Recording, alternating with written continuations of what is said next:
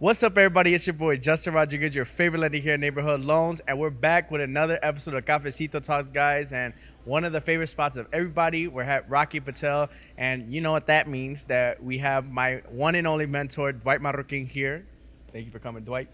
My pleasure again, Justin. You know, you keep making, you know how to get me out here, bro. Cigars and whiskey and tequila, dude. That's my it's my poison. So glad to be back, Justin. Glad to be Pleasure. back. It's a pleasure. Thank you so much. And we also have two special guests. Okay, one of them is another family member of mine, and another one is a friend that actually we met recently. And I was completely when I first met this guy, I was like, okay, this guy, he's too nice. There's got to be something else about him. I don't know what it is about him, but he's too nice.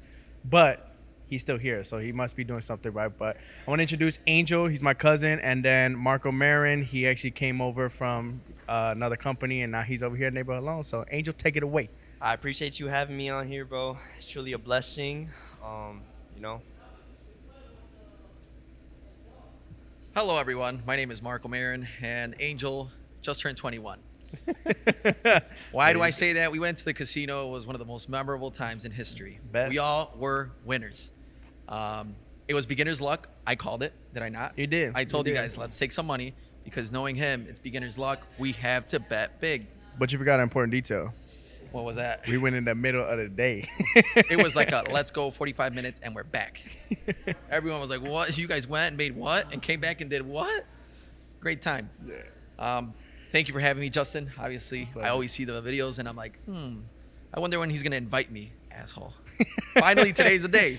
So we get to spend time with him and then obviously learn from the best, Dwight Marroquin. You For guys give sure. me too much credit, but I'm very good at identifying talent, and which is why I surround myself with young people, because you guys are the only ones that give me the opportunity to mentor. You know, all the old guys like me, they think they know it all, so it's hard to mentor a guy that thinks he knows it all. You know, so I see talent and I try to pour my heart and soul into the guys that I feel is gonna be the next generation of top producers, and that's.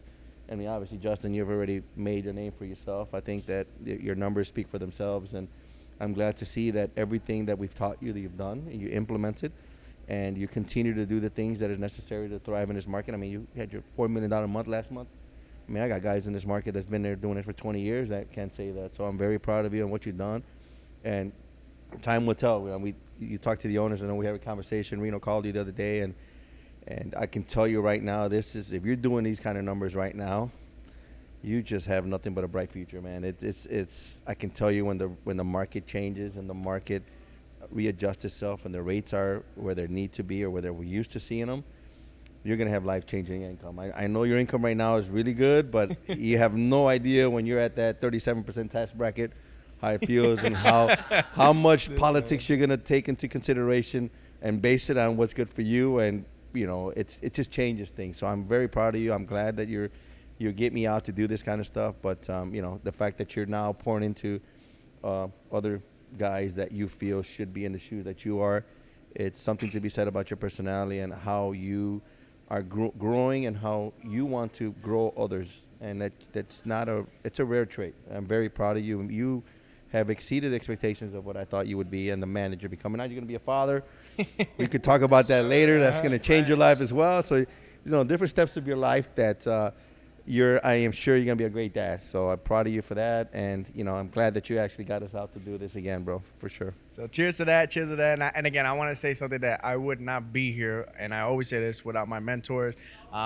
He has got me to where I'm at today, and I tell people all the time, mentorship is super important in the business, because I think when you first get into a business, it's super important to just take a step back, understand that there's people that have more experience than you, they understand more things than you, and when you need to figure out whether or not to go left or right, they're there to kind of tell you based off their experiences what to do. And I think my biggest thing is I surrender to the process. I listen to what he had to say, and I try to do it. And these two young individuals next to us as well, you know, Angel, I want to commend on your story. You got an amazing story. He actually came from a whole nother state. His family moved, and you know, he put his head down. He figured out a way to make it work. So I don't know if you want to shed light on how you got here and what's your journey.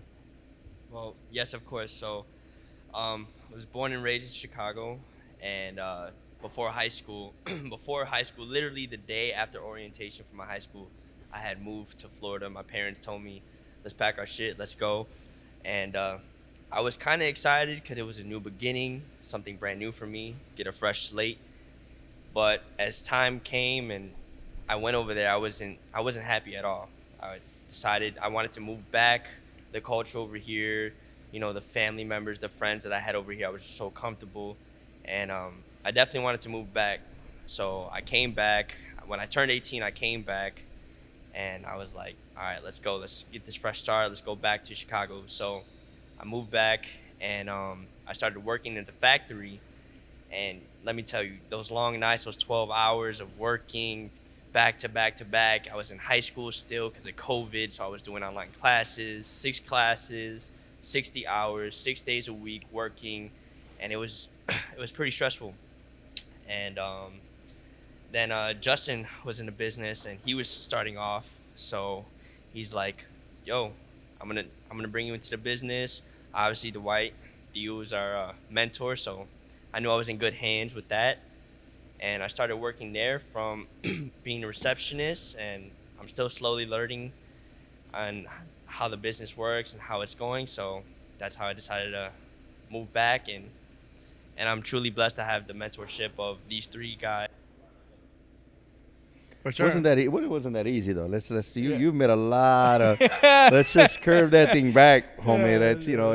you're making it sound like a lot easier than it is. Obviously, you came in and shows a lot of courage to go up to someone. You came to me and said you want an opportunity. Came in as an intern, and great way to start, right? Justin came in as an intern, so gave you the opportunity. The first thing you got to do is ask, right?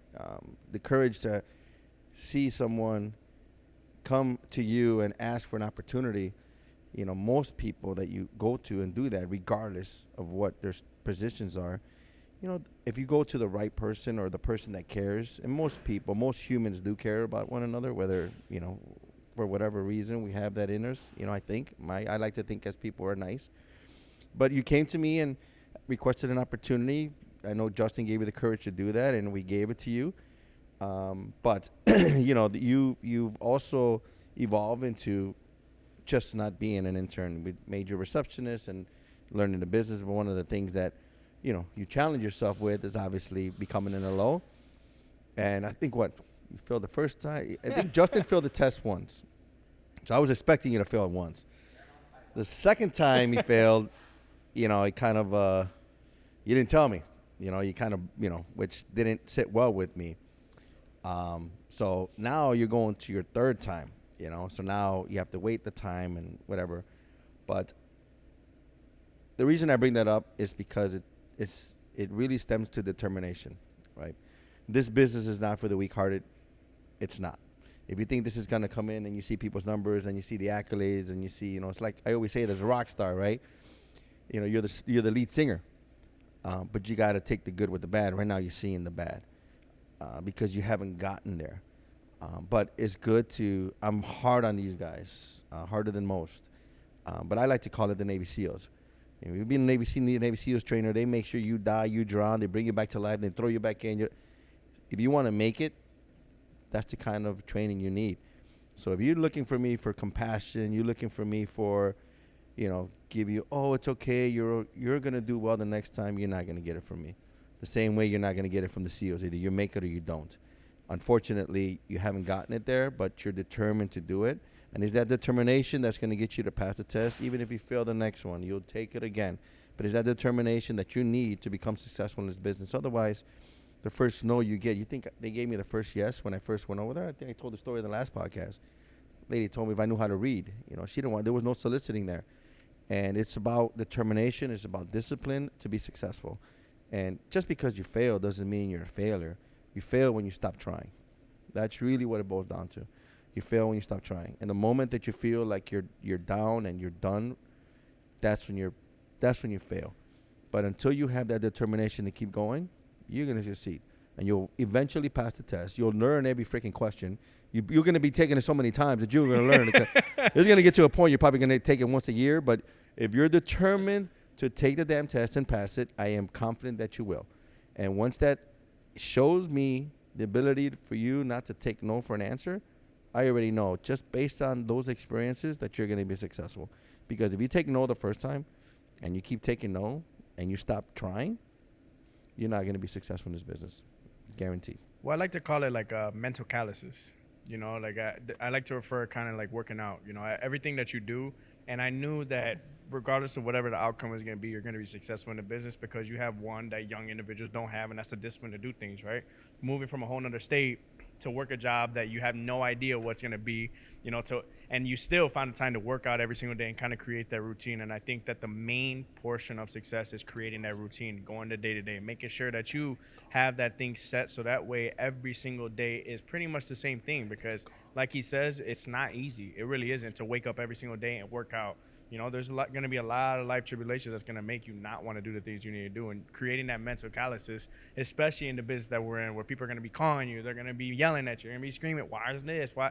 There's a lot of things that are going to be building to the man you are today. So one thing I loved about this episode is that there's two reflections, right? And what I love about the two reflections are you got a guy like Angel who is very disciplined. He has structure every single day. He'll come in and out, like he really overthinks. Like everything has to be perfect. He has a lot of anxiety. Everything has to be perfect in order for things to be written in the books. On the other hand, we got Marco. Okay, and you know I love to kind of have the comparison of the two because one, like I said, is just super disciplined, and the other one has all the talent of the world. You think of the best NBA players, he has all the talents, but he's the opposite. He's all over the place. And I'll let you introduce Marco himself. It's a pleasure to be here with you again. Of course, guys. No, of course. I mean, I do see it every time I look at Angel. I see consistency, right? Mr. Consistency. And it has to be done a certain way or else he gets anxiety. He shows it all the time. And that's why we always give him shit. Like, bro, once you become an LO, it's gonna go out the window. Loose, yeah. It's not gonna be black and white, this and that. It's gonna be all over the place. So I guess that's why I'm able to gel with so many people, because I'm here, there, I'm everywhere, right? A lot of my, and we could get vulnerable here, right? A lot of my reasoning why I can't do something consistently, or maybe be as consistent as maybe Angel, is because I too will get annoyed, frustrated, or just in a weird mood if something doesn't go the way I want it. When I plan something, I'm a control freak. So if it doesn't go the way I want it, I don't want it. Because I'm like, well, I tried to do this, that didn't work out. Then I did that didn't work out. And I'm like, I'll just do it as the way it comes. So a lot of my business has been, I meet a realtor and we'll talk and it'll be a good time. And I like to go out. I'm a bachelor. I don't have a girlfriend. I don't have a wife. I don't have kids. I like to enjoy my youth. I'm only going to be this young, this one time, that's it. So I applaud you guys that you guys are kind of more of like I feel like you guys are even more mature than I am, in a sense where you guys are settled down with a child, you're with a girlfriend and stuff like that. And I just see that as like, I'm not there yet. I want to enjoy my youth, because I see, and I talk to a lot of older people and they talk about how they wish they would have had those years back. And I'm like, well, I'm in those years right now. Before I start, I wishing I'm there. I want to enjoy it to the full, potential. And since I don't have that responsibility, Dwight says it all the time, I don't have that urge that I need to do certain things. Yeah. And I like that, Sure, if I put more pressure on myself, I would be able to do more. 1,000%. I know this myself. But the way I see it is, why put myself through that stress? When I worked at the dealership, I put myself through a lot of stress to make a certain amount of money, to become the best in the dealership. And I didn't need to, but I just did it. And it caused a lot of stress. And I was like, it's the money's cool and everything. But for me, money isn't everything, because I know you can make money in different ways. So we always talk about, what's the next Ponzi move? Because I'm always thinking about a different way to make money, or just, different ideas, or how to talk to different people, and how to, because a lot of our work requires different angles. We have to talk to underwriters and we have to say, well, you're seeing it this way. Why don't you see it in that direction, in that perspective? And sometimes we're able to get things that we need. And this podcast is obviously geared more towards mentorship. And Dwight has been a great mentor for me, because he's been able to tell me and call me out on my bullshit, which it sucks, because normally I'm able to. But hold on. Have you ever met a guy? I remember when Justin, he wanted me to meet you. And he's like, I have this guy that, Justin's the type of guy where he can let You give him one of those refugees and you knock on his house. Hey, I need some place to stay. Oh man, he looks nice. Okay, come on in. Yeah, you can stay downstairs. That's how Justin is. He's We'll do the bed. We'll do the inflatable he's bed. very naive, you know. Right. And again, I didn't meet you. I said, listen, bro, this is your business. This is not something that you just want to invite someone in. He's got to be the right fit. He's got to be the right person. You're trusting them with your business. This is your livelihood. It's not something that you can say, you know what? Yeah, you're right. Theo is not a good fit. It could be disastrous for your business. So I vetoed that right away. I said, let's get to meet him. We met you. I remember the first time I actually saw you, and I'm like, okay, this guy, you know, you're very social, and I was like, oh, he's got what it takes. And towards the end of the night, you're on somebody's shoulder, driving around, walking around with a fucking tequila. I'm like, oh yeah, this guy definitely has what it takes. We sat down, and you are probably one of the most talented individuals I've ever met in the business.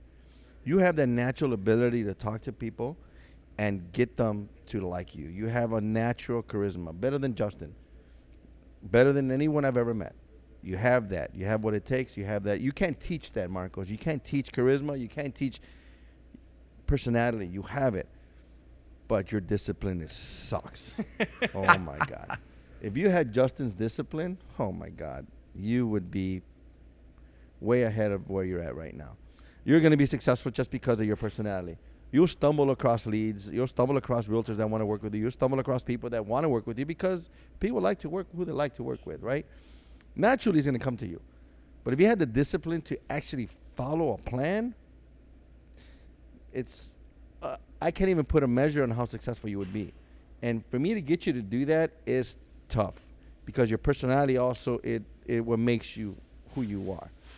But if you had a little more discipline, if you had a combination of these two gentlemen, forget it. You would be that one person that has what it takes. If you just practice at your craft and do it consistently, you would be the best producer in the industry. But you still have that, I want to enjoy my life. And there's nothing wrong with it. There's nothing wrong with it at all. You don't want to look back in your 20s and say, I wish I would have done this, right? But you definitely have to add that discipline into your business because, this is you're doing well right now, But as you know, the market goes like this, right? And if you take the advantage of your abilities and you implement some of these things that your colleagues are doing, I don't know where you would be.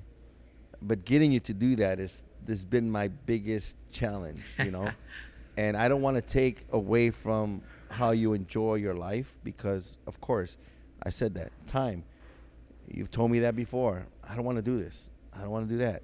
And you've tried to persuade me to take different approaches. I'm like, no, I want to make you your own man. I don't want you to be part of a team. I don't want you to be.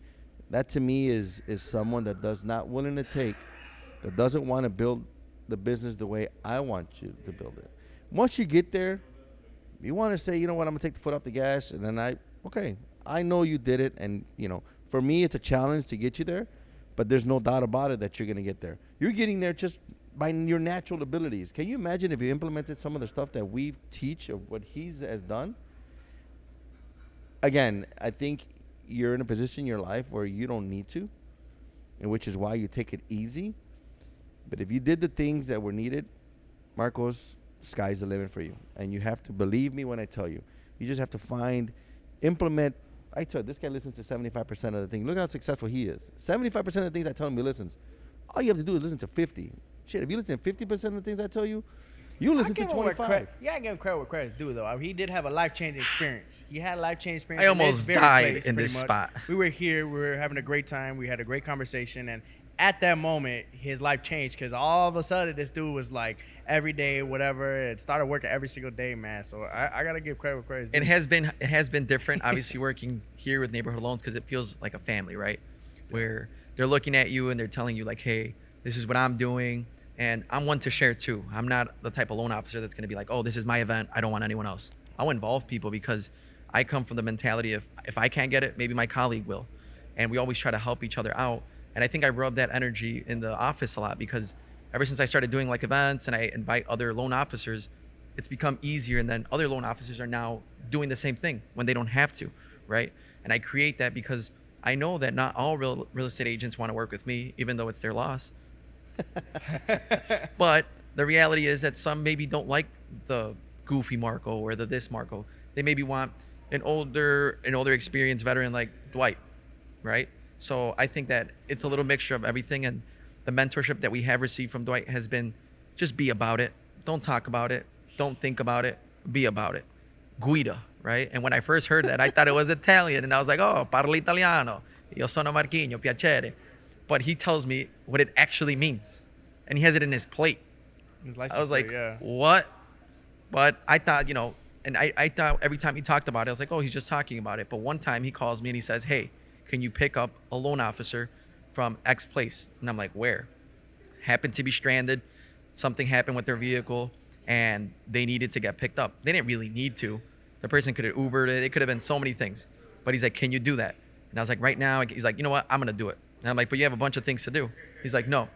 When I tell my people that I'm going to be there, I'm going to be there. And I was like, wow, look at this guy. It's like from the movies and shit. I like this guy. I want this guy to be my boss. He is. Would you look at that? So, I mean, I think that that's admirable.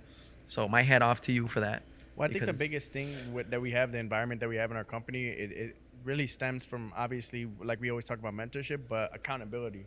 Like when we first met here, that one specific day, we were talking about all of our life challenges, all the things that we're going through. Like we got deep that day, and I think one of the hardest part is finding someone that not only truly cares, but telling you exactly not what you want to hear, but what you need to hear. And it's important to have that. I don't think that you're not going to be successful if you want every single day. I love my mom to death, but my mom tells me anything and everything I want to hear because she loves me. She never wants to. I could be gangbanging and she'd tell me that I'm doing the best thing in the world. Like she would never ever want to tell me truly if I'm doing something wrong because she loves me.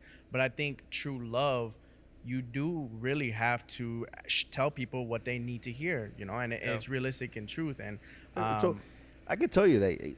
Tell them a story about when you you were in grammar school. Guy walks in with his hat all tilted. Remind you, this guy's getting nervous over there. He knows I'm going to get back to him about him not passing the test. But we were, he came in the house.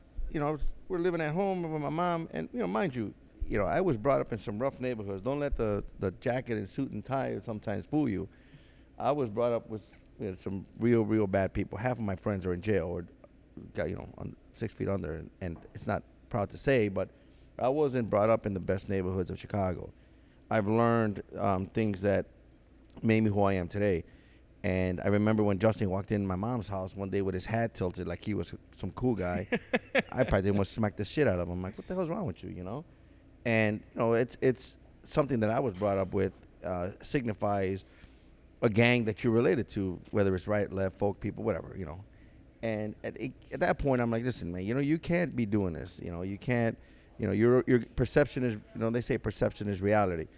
And I don't care if you're trying to be cool. It's not cool. If you want to, there's a thing, flock of feathers go together, whatever that. It's true. My dad always told me in Spanish, dime con quién andas, te digo quién eres. And it's so true. You hang around with people with bad FICO scores, you're going to have a bad FICO score.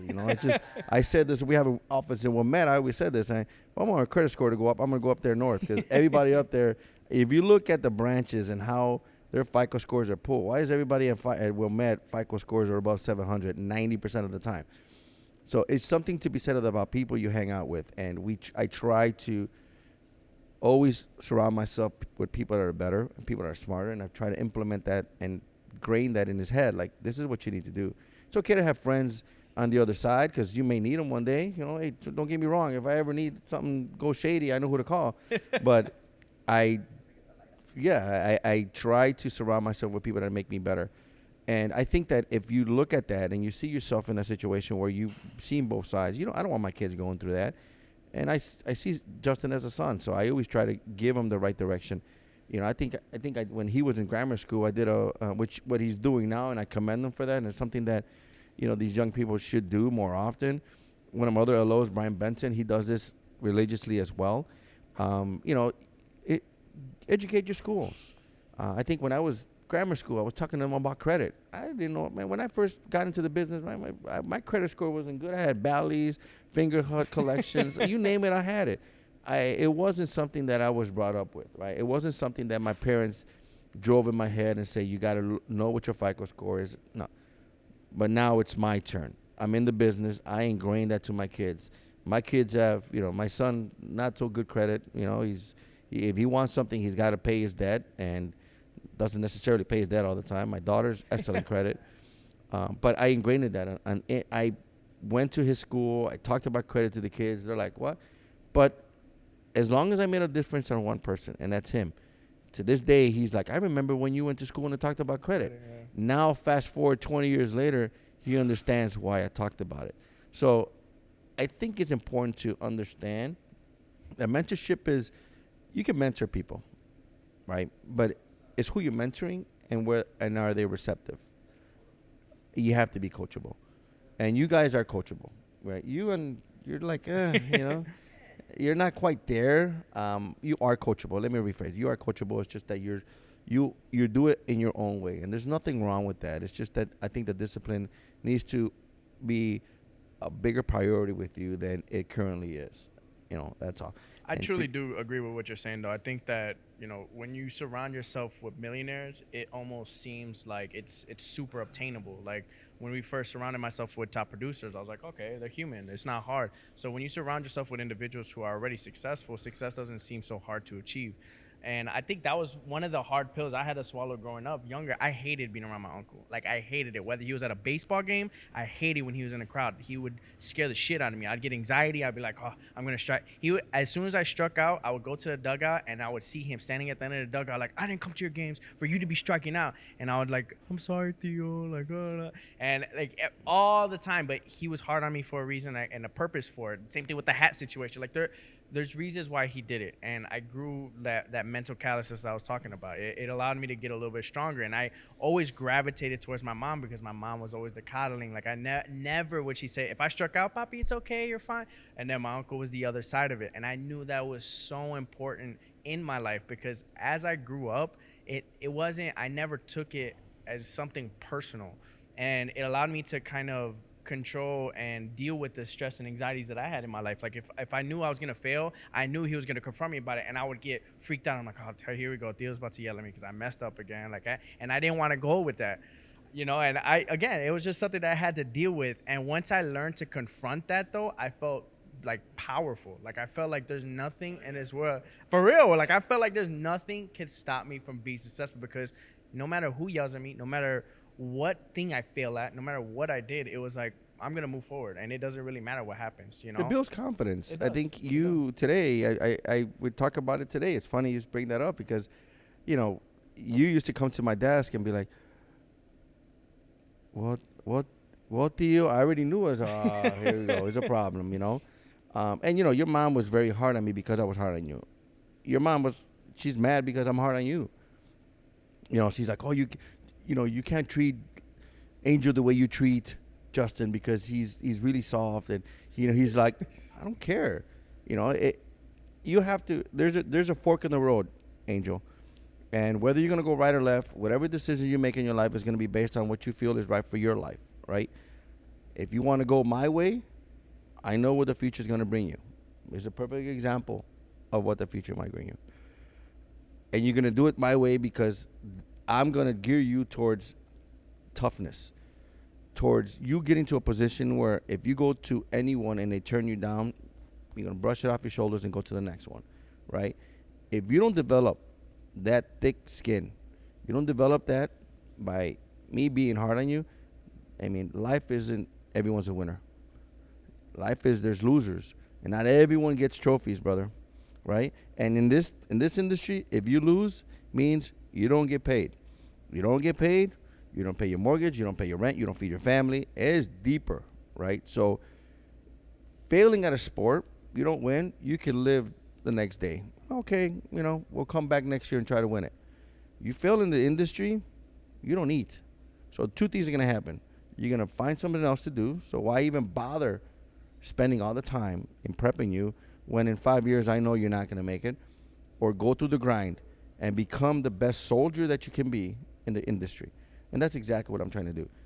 So listening to other people, and I take that mentality And you might have people in your life that are soft on you, and you need that. Absolutely. You need people to tell you you're great.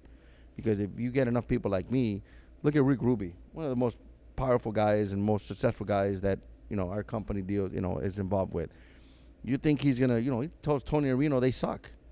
We're one of the few companies that we're not making a ton of money, but we just had a meeting and we're turning a profit. And this year we're not going to make a ton of money, but we're not going to lose any money. And when you have that, because of the mentorship that they have, you think Rick Ruby is telling Tony and Reno, you guys are great for making up. No, you guys suck. You guys should do more. And that gears them to become tough. And it gears them for this market. Not everybody wins all the time. And you got to prepare yourself to understand that and deal with that. And my method prepares you for that, right? So I don't do it because I'm an asshole or because I want to be a bad guy. I do it because I know that's what you need for the future. And if you go my way, if you listen to what I'm telling you, and you deal with the anxieties that you have, which is what I've told you, we've had tons of conversations, deep conversations about it, right? Yep. You'll be successful. And there's no doubt about it. If you follow the plan, he's a perfect example. There's no one else. You know what I have to say? If you don't want to go my way, that's fine. But if you want to go my way, he's a perfect example. That if you put the time and the effort and the discipline, he's a perfect example. I don't have to say nothing else, but look at Justin. Follow his footsteps and be consistent and do the things that is needed to be done in this market, in this business. We said this all the time. There's no secret to the sauce. Either you got it, you know it. The recipe is there. You don't have to reinvent the wheel. You just have to do what's needed to succeed. That's all. And you overcome all your other anxieties, but that would bring you confidence. And the number one thing that you need, like the last conversation I heard with Justin talking to an attorney, it made me so proud. I wanted to pick up the phone and tell this guy to go pound sand, and you guys heard me. I don't have no problem telling people to pound sand at this point in my career. None at all. And the moment he said that, I was on the listening to him. Is that Justin? Justin's always a yes man. Like now he's like, I'm like, I want to see his shirt. He has the hair on his chest. I'm like, Right. oh, come on, Justin. But 3 years ago, Justin would never done that. It comes confidence. He understands, and he's building the confidence that he needs to be great. He's great already, but as time keeps evolving, as he continues to do what he's doing, the respect is naturally going to be there. And that confidence is going to get to a point where people want to do business with him because of what he's able to do. I like to use that Navy SEAL analogy. Yeah. Not everyone is meant to be in a Navy SEAL. So you can be one of those mediocre producers that comes in, I'm a loan officer. I do 1-2 deals a month, which is fine. It's a great living if you want to, that's what you want. But you want to be the elite. You want to be a Navy SEAL, Green Beret, whatever the branch of the military that's special ops. They call it special ops for a reason. Not everyone can make it, right? And if you want to be elite, if you want to be at the top of the food chain, you have to put in the work, you have to be disciplined, and you have to be able to develop a thick skin for failure. And if you develop those things, Angel, sky's the limit for you. It truly is. I do think that and I know some people could possibly relate, but I like to look at myself as a people pleaser. And I don't know how to say no. And I think that when I did fail my test, or when I do disappoint people, at least I feel, it becomes a mental anxiety for me. I get anxiety because I don't like to disappoint people, or I don't like to let people down. I always like to be like, no worries, I got you, I'll get it done, because I'm scared of their judgment. And I think that, when Dwight has mentored me, he's mentored me to kind of allow myself to gain confidence and overcome the anxieties and the failures.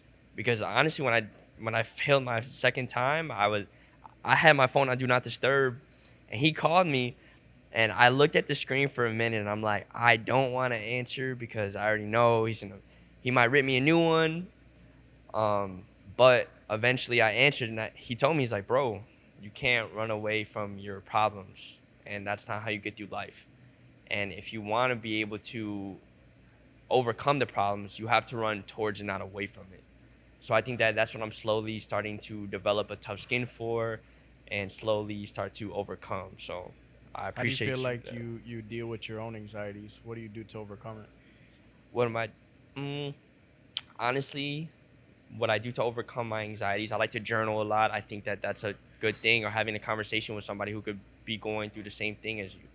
You know, like, we never know what people are going through unless you have a conversation with them, you know? So, But you have to be proud of yourself. I mean, I don't compliment you. I don't compliment very often. You know me. I'm not the compliment kind of guy. But I'll give you a compliment. You've done things that I would have never done. I never told you this. We're telling you this now, but I wouldn't have moved away from my parents at 18 from Florida to Chicago, live with my aunt, work at a factory. I worked at a factory, so I know how it is. But at that age, I never would have done that. Not in a million years. I wouldn't have the confidence, the guts to do it. That shows a lot of character to do that. And that is the beginning. That's the foundation of who you are. All the other stuff, you can overcome. You can teach yourself how to be a lot more confident. But that's going to come with education. That's going to come with trials and tribulations. That's going to come with experience. I don't expect you to go in a real estate office and own the office right now. And hell, I think he's close to that position right now. But if you notice, he knows how to deal with certain people. But if he goes to, a big top Larry Sear, Mario Greco, he's not going to be able to do the things that he's doing now. But give me Justin 10 years from now, those people are going to want to work with him because he's going to own that market. So now you kind of reverse the flow of the river, right? You become that person where people want to work with you because you have been successful and you are now at a level where people know you and people respect you and people want to work with you. But that's not something you learn overnight. It just comes with time. And as long as you have the discipline, as long as you do the things that are necessary, you'll get there. You just got to be patient. This business is not a turnkey overnight, I'm successful kind of business. No, it takes a lot of time. It's like building your business. I don't know many places that just open up a restaurant and they're successful overnight. It doesn't happen. It happens with time. It happens with hard work. It happens with the right marketing. It happens with the right leadership. It's all combined. It all comes to a point where you do all those things and they naturally will come. That's why he's been who he is right now, and he'll continue. The market changes. Forget it. We're not going to see Justin anymore. I guarantee you. He's going to be at a level where, it's going to change. He's going to be a lot busier. He's going to be, he's going to add people to his team. I mean, he just added someone to his team. And how long was he asking for an assistant for? For a minute. And what did I tell you? I said, you know what? It's easier for me to give you that person. He probably should have gotten an assistant probably I would say almost a year, maybe 10 months sooner than I gave it to him. But it wasn't because I was trying to be cheap or not pay. I got the green light to give him. My owner's, Reno, he's very close to Justin. He's like, you got to get Justin an assistant. No, I don't. I'll let you know when he's ready. I wanted him to learn it. I wanted him to feel the pain, and I wanted him to understand what it takes to be successful in the business, just the way I did. Like my mentors taught me. So that way he understands and he knows. God forbid his assistant leaves tomorrow. Do you think Justin's going to fail? No. He knows how to do it. He's going to pick up and go. I love my team. I couldn't do what I do without Delilah, without Esperanza. But Esperanza hits the lottery tomorrow and she's gone. You think our region's going to fail? If I have to do what she does, I'll do it because I know how. Do I choose to do it? No. That's why we put people in those positions to do it. Exactly. But there's a reason why. You have to learn it first, and you have to deal with the pain, because when you deal with that pain, when you get that, I have the person now. First of all, you're gonna be a lot more grateful. Number two, you're gonna understand their pains and what they're gonna go through, and number three, you're gonna be the different person when you have that, because now you're at a second level of success that now you not just have to feed yourself. You got to make sure that your business feeds the person that you just hired. Because the last thing you want to do is hire somebody and then 3 months later, it was a fluke. Yeah. I got to lay her off. You go. Yeah. You can't do that. So that pressure is there. But naturally, he's evolved. And now he tells me all the time, you see, I told you give him an assistant. He's got... right now, just this month, we're 15th. He's already close to $3 million. 15th. He's on the top of the region right now. He closed 4 million last month. He'll close 4 million this month. And I know he's going to say, you see, if you would have gave me an assistant sooner, I would have done this. And maybe he's right. But the education part of it is priceless. So I wouldn't do it any other way. He's Navy SEAL. He's drowned, brought him back to life, drowned, brought him back to life. Now he's graduated. Now it comes up to you guys. Now you have a little more to go, but you just turned 21. You had a long way to go, you know. So I got into this business when I was his age, in 27. So for me, learning it the way I did, I'm just bringing it the way I learned it. So I think when I was producing at a high level, shit, I was doing 215 units by myself. I didn't have the luxuries that you guys have right now.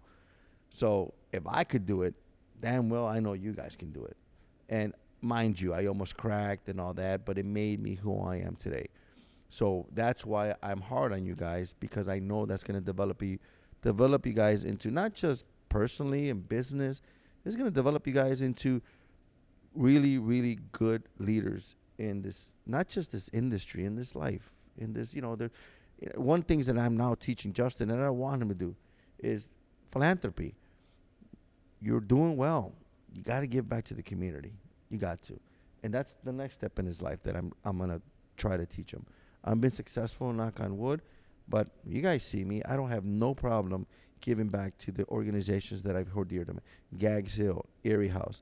If I can spend $1,000 on a bottle of tequila, why not give the community $1,000 that I know is going to go to a good cause? He hasn't gotten there yet. Life is a boomerang. You get out what you put in, right? So if you give back, God has blessed me in so many ways I can't even imagine. I can't even start to tell you how. And the way I can give back is by doing the little things.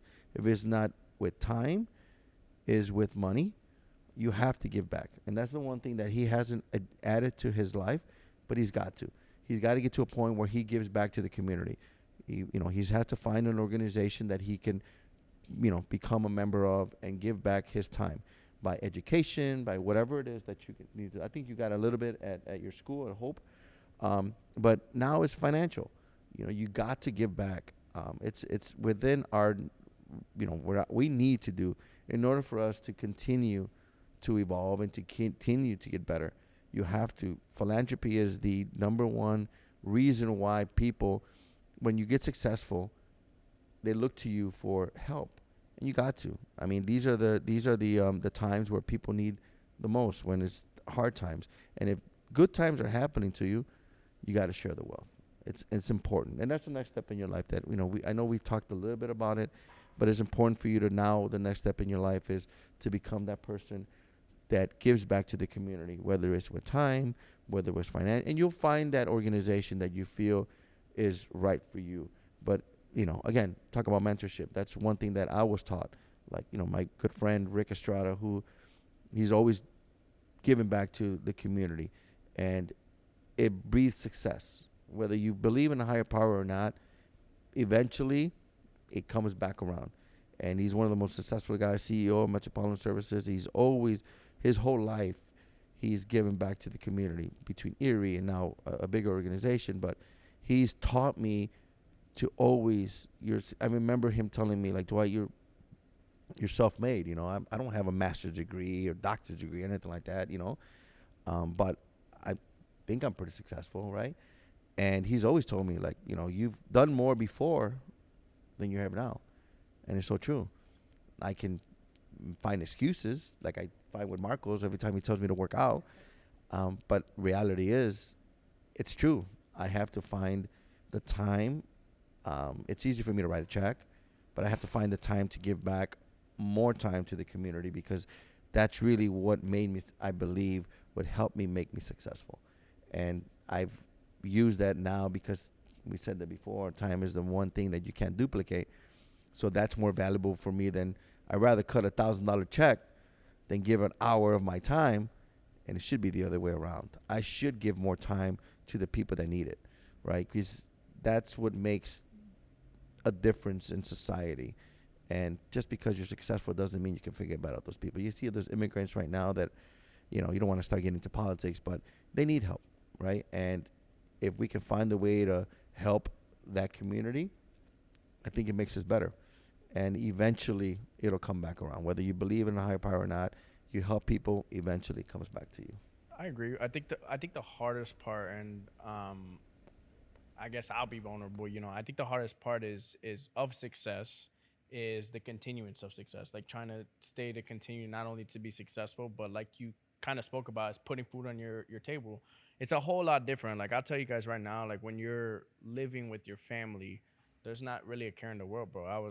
When I started producing, it was like I could go pop a bottle, 5 bottles, and I was happy to pick a shit. I had no responsibility. You're just at home, and I think when you evolve to another chapter of your life, now you're living on your own. Now you got your bills. Now you got responsibility. Now I'm going to have a kid. Like it was something that till this day, I commend you for, because you're giving back and you're still trying to figure out ways to provide for your family, And I think that's the chapter in my life where I'm still learning to how to kind of deal with life itself. Like that's just the next chapter of life. And I feel like when I got into what I got into in terms of producing and doing the things that I've done, all I could keep thinking about was my parents. Like I think you kind of spoke about like, I don't know how you do it. I do it because of the base and foundation that I grew up with, and I always looked at my parents as that, like the best thing ever. I'm like, I love my parents' relationship. I love the way that I would come home and I'd see them at 10 o'clock at night grinding together, like in the office room together. And I never forget that. And I was probably like 10 years old and I could just see them grinding every single day. And it was one thing, just trials and tribulations. My sister, she had cancer, and that was a tough moment in our life. My parents put their head down, they worked, they got through it. And it was never a moment in their life did they ever think to give up. And that was, for me, that was powerful. And growing up, I was so structured and on a regimen that it was like every day, baseball, school, I was always on some sort of regimen that I had to continue to work and grind. And that's where it developed the mindset that I have. And that's why, but to this day, like, that's all I know. Like, I don't have a choice other than to know to work hard and, not only just fill in my parents' shoes. Like that was their stories that they tell me, to going from living check to check. You were living with them. You're living with them check to check. You're trying to figure out how to make it work. You got overdraft accounts. You guys had to take money to each other, and then you guys don't know what it is to those payday loans. I kept those motherfuckers in business. I'm telling you, it was very, very tough. And one of the things that you three have in common, and I commend you, Marcos. I don't want to start getting too personal with you, but we have talked about your personal life, and I know the fact that your dad passed away, and you still find the need, your brothers, something to be said about your family and how it was brought up, where you guys still find the responsibility or feel the responsibility to be that void for your mom and take care of her. That's very commending, because I can tell you, I know people personally that don't have that same approach in life. They forget about their parents. They forget about why they're here. And the fact that your dad passed away and you still are there for your mom, and everything you do, and you based on our conversations, are geared towards keeping your mom and doing the things that, filling that void. I know you're never going to be able to fill your dad's shoes, but to be responsible enough to have that, and making sure that everything you do takes her into consideration, is very commendable. I mean, I think that someone at your age, even though you go out and you think about this and that, and you always go back to the decisions you make are based on the livelihoods of your mom. And that's not very common, especially at your age, right? So I commend you for that. I just hope that you take your father's, what he's taught you, because you are the man you are because of your dad, right? You told me on some of the biggest Ponzi schemes that he's done in his life, and that's probably where you get it from. But I will say that that's a good trait to have, because that's going to make you even better when you take that as a symbol of who you are, and you continue to do the things that are right for your family. Not just you. I think Gama. I met two of your brothers, and you guys are, very, people call them mama's boys. I just, I call it family oriented, man. And it's very rare to see a man at your age think about his mom and consider his mom the way you guys do. So kudos to you in that aspect of it. I just wish that you were a little more disciplined so you can, put her in a better position than you guys are right now. And I mean, the way I look at it, and it's obviously my mom comes before anybody, right? Just that's how I was brought up. That my mom, because she's been there through the ups and downs, and I love my mom. So if you're watching this, mama, te amo. I mean, you love her so much that I remember one time I walking in and she's in there. Oh my God! She's helping him structure his leads. I'm like, dude, are you paying your mom to do this? That's how much you love her right now. So I mean, look, the way I do it is I try to, I try to get everyone's forte. So I know my mom's an organized person. I would consider myself organized in a sense that I like to see things compartmentalized. Financially, I've been able to set myself up in a certain way so I don't have to live paycheck to paycheck. Because when I got my first pay job, my first job, which was shoveling people's snow, and it was my boy Harvey. He's probably watching this, probably too. We were in fourth grade, 10 years old, knocking on people's houses. Granted, in the number one safest neighborhood in the whole U.S. at that time, 2011. How old were you? I was 10. I got you beat. I was selling paletas. Okay, first of all, you want to go really into that? Okay, so there I was, helping my dad, selling shoes, okay? I was like, hey, you want these pair of shoes or you want these pair of shoes? Selling has always been a part of my life, right? My grandma, who was the one that pretty much orchestrated on my dad's side, was the one who was like, let's do this, let's sell this, so that she's the one. And when we say Ponzi, we don't actually mean like stealing people. We mean like we're always looking at ways to make money from different angles. Like, oh, well, these shoes, people want them, so let's buy 5 pairs and then let's sell the 4 of them. And then you keep one and it's free, and then the money you make is extra. People won't do that because like that takes time, energy, and everything. I'd rather just work hard and make it the other way. But there's different ways. For me, the way I see it is just my life is only going to be written once. And I like to take full advantage of it. If that means today I want to go to the lake and enjoy my time when I could be working 1,000%, yes, I might go to the lake and hang around. Why? Because that brings me peace. I know that eventually when you want to be a millionaire, everyone tells you about the cool benefits of being a millionaire. You get the nice car, the nice lifestyle, and everything like that. But no one wants to tell you that underneath all of that comes the real, right? Where you're going to miss out on maybe family events. You're going to piss off people. Why? Because there's certain sacrifices you're going to have to do because of work. And I've been in those shoes already. And some of the sacrifices that I've done, I look back and I say, well, was it worth it? Did I have to do that? But not to cut you off, but talk about how you were doing well as you were in car sales, right? Yeah. You were doing well, but you weren't happy. Yeah. And you totally switched careers and decided to do something else. And you got into the mortgage industry in a prior company, but money wasn't the driver for you at that time, correct? Right. Because you would have stayed selling cars because you were doing well. Right. But you were working 6 days a week. Right.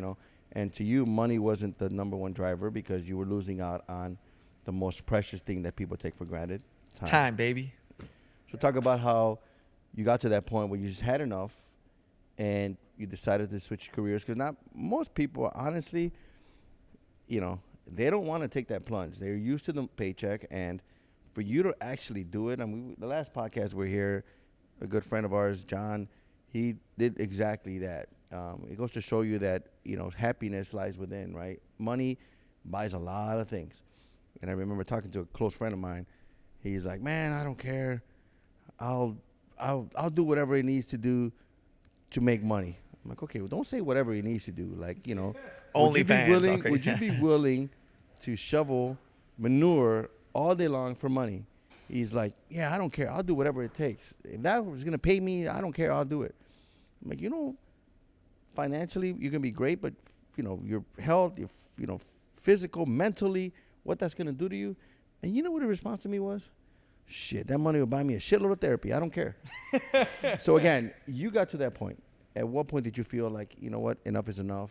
I don't mind taking a step back and doing what I want to do, not versus what I need to do. When I was selling cars, the most I made was probably like 147 when I was selling cars, and that was at my peak time when I left over to the mortgage industry. And I was offered a position to do finance where you make a little bit more. You probably hit 200, 250. And those times you could probably even hit 300,000. But my focus wasn't money because I knew that I have a family that we stick together. So it's 5 of us, my mom and my 3 brothers.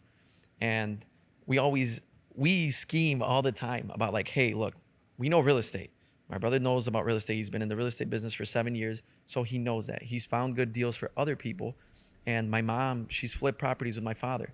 So the way I see it is I'm making money now, but eventually we are really tight in a sense that we might get into arguments and we might have, we might not see eye to eye. But the way I see it is if we can unite, we don't have to do certain things, or because a lot of people, I'm going to be honest, they don't have that support system where they can have their family, like their mom or their brother, be on the same page about investing.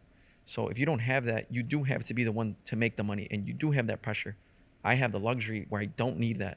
I could depend on my mom. I could depend on my brother or my other brothers. My other brother's in DePaul. He has a full ride. So I do have a lot of things around me that are blessings that not a lot of people have. And I try to take advantage of that luxury because I understand that if at one point in the future, we can all work together, we'll do the same thing that someone else is busting their ass on their own because they don't have anyone that could help. And that's the reason that switch happened when I realized I have my brother, right? And I have his back. My mom has my back. I have hers. If something were to go where they all die, knock on wood, right? But I'm just going extreme here. They all happen to die. And I'm the only one left in my life. Yes, I would have to think differently because that's something that would change my life to then, okay, now I got to do that. But as of right now, I don't have to. And yes, I could put that pressure on myself and do it now. But the way I see it is, why hurry something that doesn't need to be done yet? To prepare myself, I bought a building at 23. It's a 4-unit. And, it's giving me cash flow. I'm not depending on it, but it's there. So I already did an investment. I don't believe in 401k, and a lot of people frown upon on me to say, like, why not? It's free money. It's this and that. But the way I see it is I bet on myself. I like to bet on myself.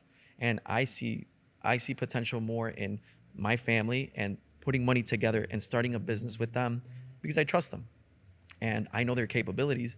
My parents, they, like your parents, right? They worked day and night to make sure that our future was good. And I never, once was left with no food on our table. They might have their sacrifices and maybe they didn't have food on their table. But for us as their kids, we always had it. I never once said like, oh, we don't have. I was always given the best things in my life. But then I went down Glencoe and Winnetka and I looked at that. Oh my God. I looked at everything and I was like, bro, I've been lied to my whole life. I didn't get the best things in life. This is the best things in life. But it gives you a vision of it doesn't matter where you are. It's all about perspective. Some people that are doing less and that make, a lot less money could have a better life than maybe you and I. But it's Why? funny you say that because of your quote, though. What do you mean? Dude, exactly what the first meeting we ever had, and his quote actually stuck with me forever. Like that was probably the best thing ever. Don't chase an income, chase a lifestyle. That's a great lifestyle. You got to kind of have a balance of the two because you'll be surprised. You got someone who's making $50,000, that combined, and they're happy. They come home, they have a simply happy life, and it really does stem to what makes you happy, what drives you to make you happy. For me personally, my envision of a great life is to travel around the entire world with me and my family because that's what I grew up with. My parents did that with me. So I want to live that life with the family that I currently have and be able to do that with my family as well without even having to blink, without even like, hey, mom, I bought you a flight. Hey, mom, dad, hey, come on, let's go. We're going to go here. Like, I want to be able to do that without having to blink and enjoy those moments with my family because that's all I grew up with. Like, like you said, I'm close to my uncle. We take trips to Cedar Point, have family trips. I love that. I love having those types of moments. So I commend you for that. And I think that's where our perspectives are different, right? Like, I think mine is just a lot more family future oriented and yours is just more so about the now of you living life. And I'll be honest with you, I'd be lying if I don't think about the now future. Am I working a lot? Am I doing too much? Like, but at the same time I understand that there's a greater good of it, but at the end of the day I think that happiness is a very subjective thing, right? You just got to find what drives you, makes you happy. And I think that now that I found a career that I loved, because I was in accounting. I'm telling you right now, when I lived 2 months of accounting, it felt like 2 years. I was like, bro, I cannot do this. I don't know how people do this on a daily basis. So, but I want to segue onto a completely different topic, because when you were talking, the whole time I kept thinking about was, obviously this Squirrel. this whole podcast is talking about mentorship the whole time, right? And I want to know and dive deep, who do you think is the most impactful person in your life? Because it's interesting to kind of find out, like, the people that's mentoring us, like, who kind of driven What is that, your origin? right? How did you get to the mindset that you're in, and who was your mentor that got you to where you're I'm at? The self-made. first guy that changed my life I'm self-made. was a guy named Terry Bleeker. Terry Bleeker was my GM at the company I worked for before. And, I was very confrontational. It's that DNA of Mexico machista that I have in me that I've learned to control. So I know that it can be controlled. But I was a firecracker. You lit me up and I blew up. And I didn't care, who I offended, I think you guys see that in me now. It's a lot more controlled. But before, it wasn't controlled. And he sat me down and you got a bright future, but you got to control your temper. You have to control what you say and do to people, because unfortunately you are who people think you are who people think you are, and how people perceive you. And he said this to me, and it changed my life. He's like, life is a sales, right? The president of the United States is the best salesman in the world.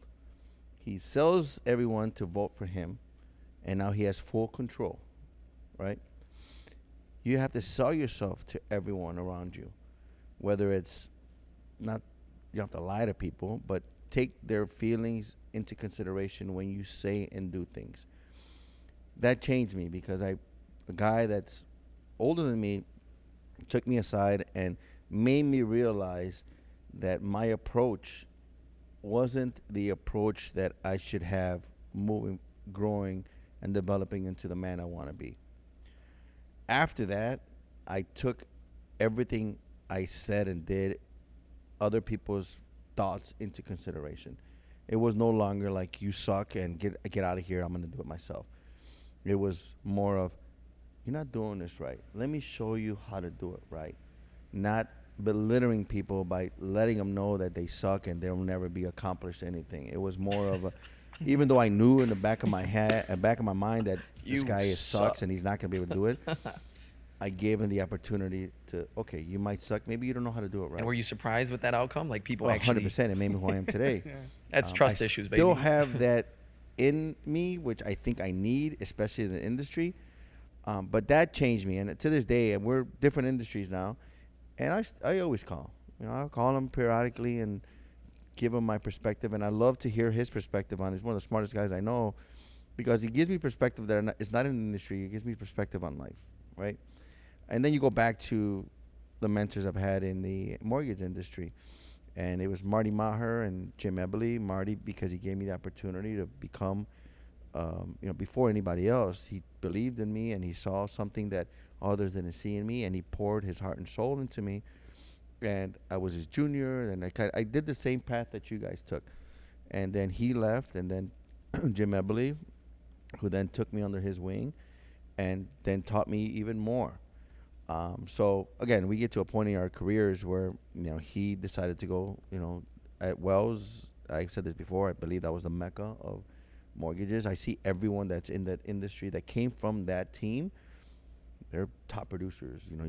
I can go down the line of all the guys that I've met that I see now, that they're all top producers. And to me, that's why I say, as Navy SEALs, every single originator that came from that world of Jim Eberly is doing phenomenal, right? So I already knew I had the right structure, and I had the right mentorship, I had the right leadership, I had the right education to then take it to what I'm doing today. So now my mentors are Tony and Reno, right? They own the company, and we talk all the time. We look at the industry and where it's going, where it's headed, and I try to be as transparent with you guys as possible on everything that they teach me and everything that they tell me. And this industry can be very fruitful, or it can be very, very dire for a lot of people, and you can see that now. I can tell you right now, these next couple of December and January, if you're not a squirrel and putting it away, it's going to be very, very, very tough for a lot of people. And it's the people that you surround yourself with. There's a story that I read that was very impactful for me. It was a hot dog guy selling hot dogs, right? The guy, he was selling hot dogs, and his son had just graduated, and he's telling his dad. But this hot dog stand guy was very, very, and it's Jose Valdovinos that gave me this story. Kudos to him, because that's another story I can tell you. But he gave me this, and I was reading it, and the guy was very energetic. Hot dogs, get your hot dogs, and got everyone, walking down the street. He's getting people to buy hot dogs. Son comes, Dad, the economy is changing. Find something else to do. I'm telling you, this is bad. This is bad. You got to find something else. Well, the father keep hearing from the son. He's educated. Should I hear him? So he started feeling a little less enthusiastic. Well, he wasn't the same person that he was gathering people to buy hot dogs. So people weren't attracted to him anymore, so they stopped buying hot dogs.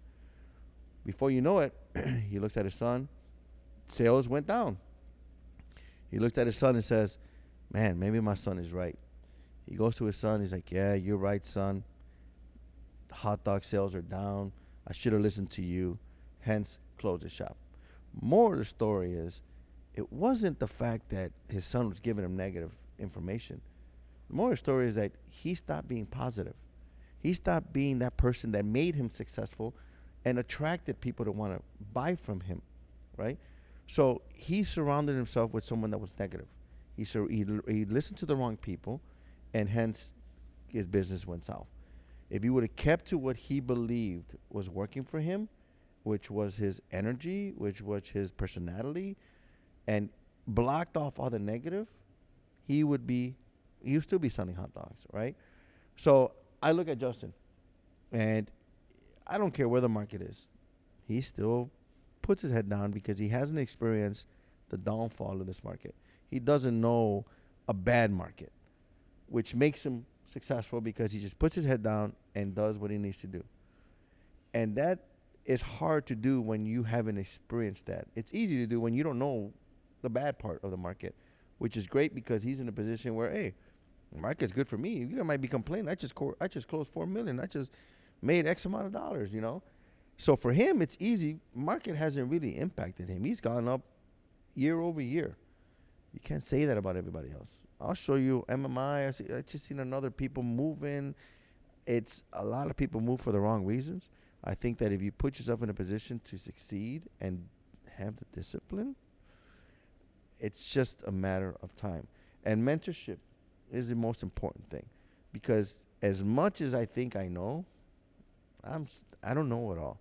And every day I try to be the better person that I am yesterday. And if it means taking a step back and taking advice from people that have done it better than I, then so be it. But you can't put yourself in a position where I'm better than everybody else, because you're not.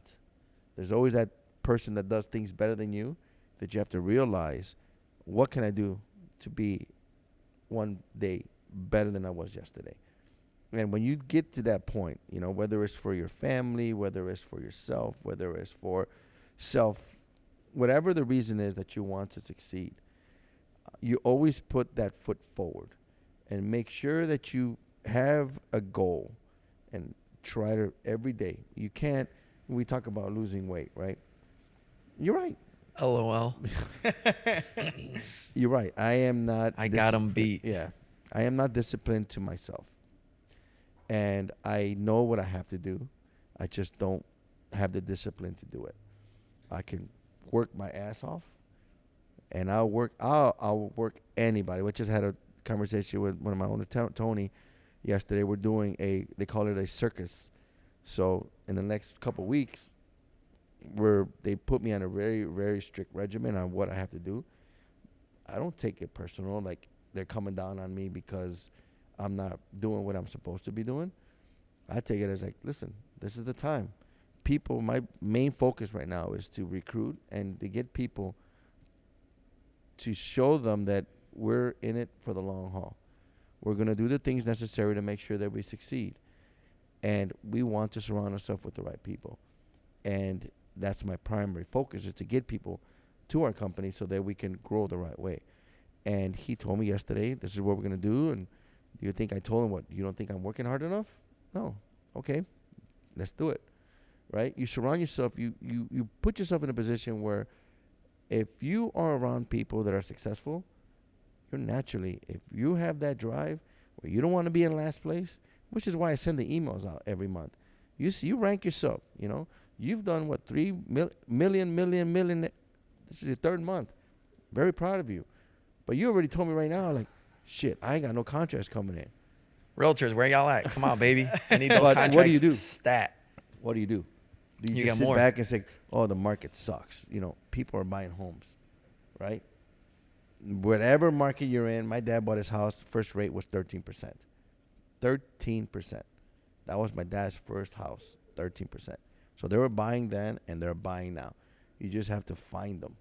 And it's not easy because you got to go through thick and thin. And as you know, you guys, how many credit reports do you pull? And you got 500, 550s. But you have to continue to muddle through all that nonsense and find the people that are ready to buy, or at least give them the consulting that they need to become homeowners and not dismiss them. We have all the tools, you know, Salesforce, whatever you have, whatever you need, we have. You know, whether you're using it or not, it's a topic of another conversation, right? But you have to find that drive to continue to be better and surround yourself with the right people is the key. Because if you surround yourself with a bunch of freaking losers, you're going to be a loser. I'm telling you, people are, if you surround yourself with the right people that are successful, you know, we talk about experiences, right? And not to boast, but, you know, you talk about, you know, we want to take our family on trips. I'm the same way. I had the luxury and you know, to fly private, and it's a whole nother level. I mean, you talk about first class, when you know, compliments to my guys, Tony Reno, but when my first time flying private, when you don't even have to go through security, when you could just tell them, yeah, we're going to leave in about 15 minutes, and you get on a flight, and they don't weigh your bags, you don't have to go through any screening. Yeah, you know, let's have another beer. Give us another 10 minutes. When you're at that level, and you talk about you want to I'm dying to have my family experience what I've experienced, right? And the only way to do that is continue to put my foot forward and making sure that I'm successful enough to one day give my family the same experience that Tony Reno had I had the privilege to experience. Is it something we do every day? No, but I know they did it so that it kind of drives you. I think we went to dinner the other day, and I think it was your first time going to a steakhouse, right, Angel? And he had no idea what to order. We're going to get tomahawk, blah, blah, blah. They came, and they cut it there, and I could tell he was in awe, like, oh, my God, you know. And then the next day, I think or next week, he went to Bavette's. Like, are you kidding me? You went from, you know, from where we went to, like, the top of the, you know, Bavette's. Like, are you kidding me? You're like, but the point I'm trying to make is experiences at least it drives me. Right, because I didn't know what a steakhouse was when I was growing up. Not till I became a loan officer and I started doing the things and I started experiencing things. I think, you know, I'm a big tequila and cigar guy, right? So, you know, you guys are used to drinking Jose Cuervo. It's good when you're in college, right? But, you know, call me bougie, call me whatever. I introduce him to some good tequila. Ask me if, you know, whenever we indulge in something, ask me when was the last time you bought a bottle of, you know what we use Jose Cuervo for? To make carnitas. We put it inside the carnitas and shit. That's how we use Jose Cuervo for. Never to drink it, but that wasn't even a thought when I was your age. You know, now it's like, you know, if it's not Clase Azul, you get the hell out of here. That's you know, again, it's not because we're boasting. It's not. You experience the good things in life. And this job, this industry has allowed me to do that. And I've shared as many experiences what I can with my loved ones, family and everything else. And I think that drives me, you know. And I'm a family-oriented man. I had the opportunity to take bigger roles in companies, but what does that mean, right? What does that mean? I wouldn't give up my family and time for any amount of the world, right? I'm happy how things are in my life now. We always want more. In the moment that you become complacent is the moment that you are on the wrong path, because complacency can be the recipe for disaster. Yep. I think when you become complacent, it puts you in a state of mind where you're okay with what you have. You got to continue to do more, which is why we're here today. You talked to me about 2 years ago about doing this when he first started doing his videos and shit. I'm like, hell, I don't want to be part of that. But I have to evolve. I have to. It's going to be really, really tough for me to get on TikToks or all that. You don't want to see no bunch of old guys doing that kind of stuff. But I have to be exposed to more of this because that's where the future is. There's no doubt in my mind. This is where the future lies. This is where most of the leads are generated. He shows me Instagram, all these leads he's getting through the social media aspects of it. And if you're not part of this, it's not going to be a bright future for you, because this is where the industry is going. And you guys have it. You guys teach me this stuff. This is why I'm here. I'm here because of you guys. You guys are teaching me something that I don't know and I'm not good at. But I'm smart enough to surround myself with the people that are, right? So I mentor you to get to the level where you are now mentoring me. And I don't have an ego to say, Justin, teach me how to do this. It might take me a long time. I may not do the job that he's doing with social media, but he's exposing me to it. He might not call this social media. For me, it is, right? I look at this as an opportunity to get closer to the people that are going to be the future of the industry, right? And if it means to pour my heart and soul into guys like you, I think we just, hired Sofia Andrade, who's another person that has great potential, that obviously needs that guidance and that mentorship that now she's going to receive. But it's important, to your point, Justin, to definitely surround yourself with the right person, or right people, and the right mentorship, because that's really what's going to drive you to the next level. You don't have to reinvent the wheel. There's landmines everywhere in this industry. So why not talk to somebody that knows where the landmines are, right?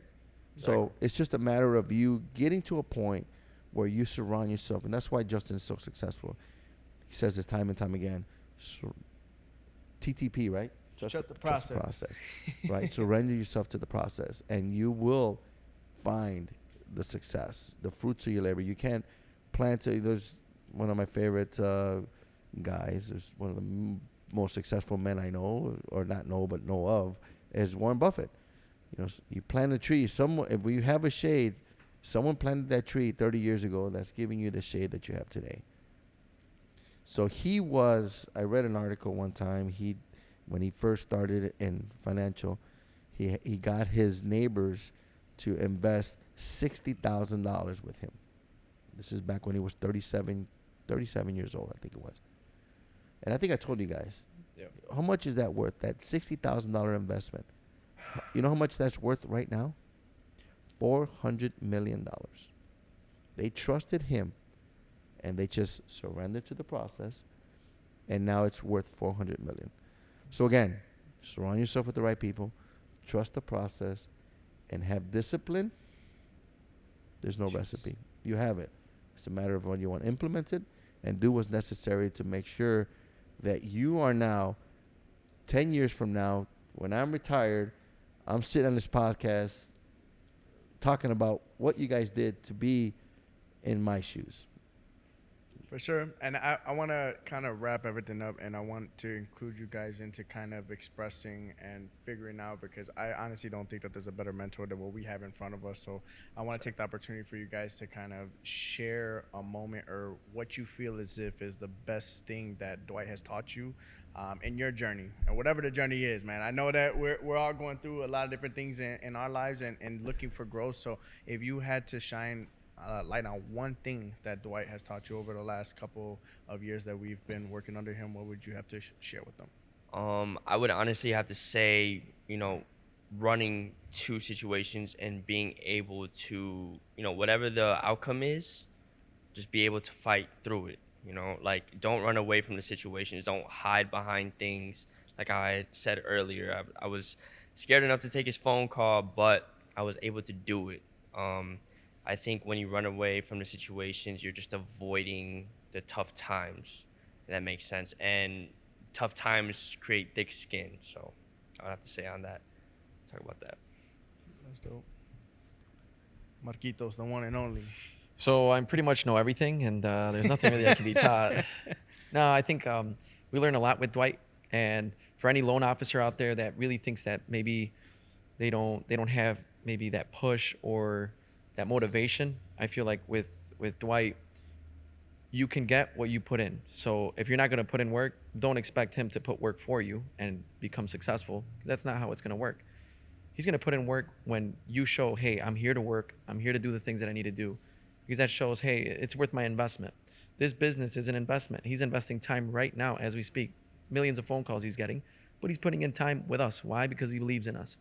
And I feel like that's the number one thing that I learned from him, is that you put in work where you think it's going to be the most, beneficial to the overall outcome. And I do appreciate that he takes the time out of his busy schedule to give us this time to do a podcast, right? Because he could be doing a lot of other things. As a manager, how many loan officers do you have now? 27.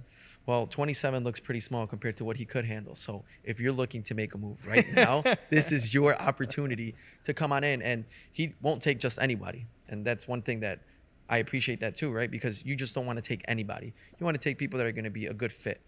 And sometimes it's hard to say no when there's money involved. But if it's a good fit and it makes everyone else grow, why not? And if you feel like you are in an environment where you feel like it's not the best environment and you want something where you can feel a little bit more homey, more family oriented, I think Neighborhood Loans Chicago North has that for you guys. And feel free to reach out, whether it's to Justin, myself, or Angel. I'll say this myself. When I first heard of Justin, I was like, man, fuck that guy. I don't like him. Fucking videos and this. I do videos too. What kind of special, Vianney was the one who showed me the videos. And I was like, well, yeah, he has a similar personality. We're bubbly people. And then when I was looking for a different office, I was like, am I really going to do this? I went up, I messaged him on Facebook, and I was like, hey, bro, I reached out to him. And can you believe this guy didn't respond back till like 4 hours later, bro? I had to hit up someone else from Neighborhood Loans.